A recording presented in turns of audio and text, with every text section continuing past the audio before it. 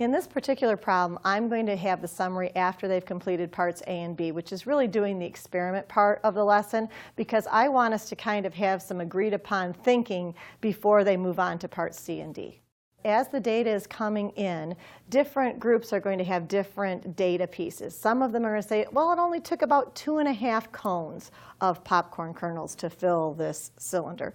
Others are going to say it was 3. Some are going to say 4. So why do we have this variance? Because we all started with the same height cylinder. So what caused that to happen? So I'm going to have some kind of questions about the variability because of the experiment itself. The same thing will be true with the sphere, because they're making a Play-Doh sphere that they're going to smush down into the cylinder. And so some are going to go, well, it looks like it's about 2/3 full. And others are going to say it's about 3/4. And some are going to measure with inches on the side or with centimeters. And based on the refining of that measurement, or if it was completely flat when they measured the Play-Doh, it may turn out that we have some different data pieces that we want to talk about. Why did they vary so much, and what would you do differently next time?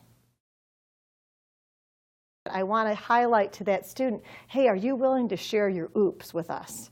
So they're almost excited about sharing their error and how we worked their way out of it, as opposed to feeling like, wow, she caught me making a mistake. So I'm going to try to catch those, because I want it to be thoughtful in the summary, not just, oops, this happened.